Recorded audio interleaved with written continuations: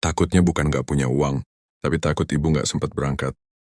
Setiap pagi, Charles selalu melihat hal yang sama. Ibunya bangun lebih dulu, bahkan sebelum azan subuh. Dengan langkah pelan, ia ke dapur, menyiapkan air panas, lalu duduk sebentar di kursi kayu yang sudah mulai lapuk. Tangannya sering memijat lututnya sendiri, menahan nyeri yang tak pernah benar-benar hilang. "Ibu capek ya?" tanya Charles suatu hari. Ibunya hanya tersenyum.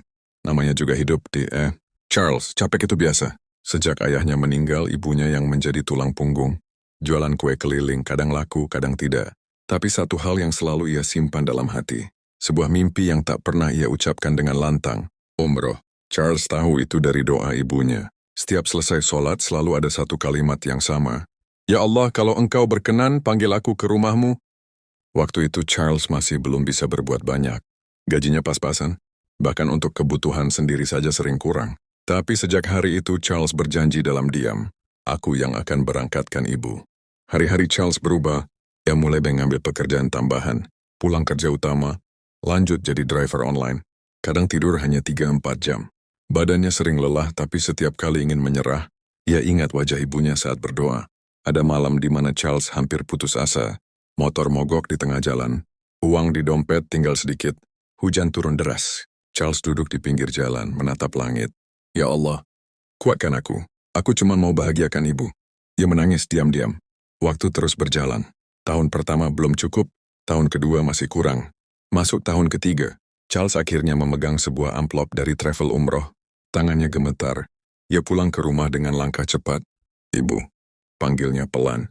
Ibunya keluar dari dapur masih memakai celemek lusuh. "Ada apa, Charles?" Charles menyerahkan amplop itu. "Ibu, kita berangkat umroh."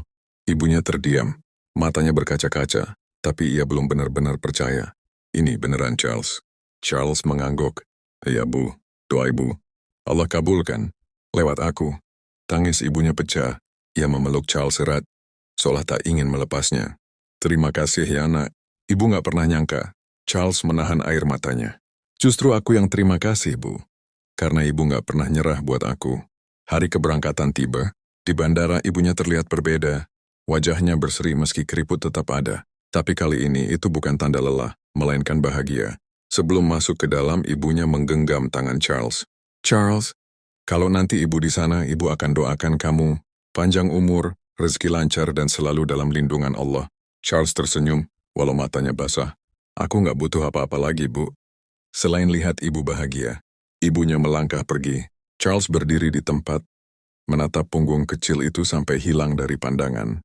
Dan untuk pertama kalinya, ia merasa semua lelahnya terbayar lunas. Karena kadang, kebahagiaan terbesar bukan tentang apa yang kita miliki, tapi tentang siapa yang bisa kita bahagiakan.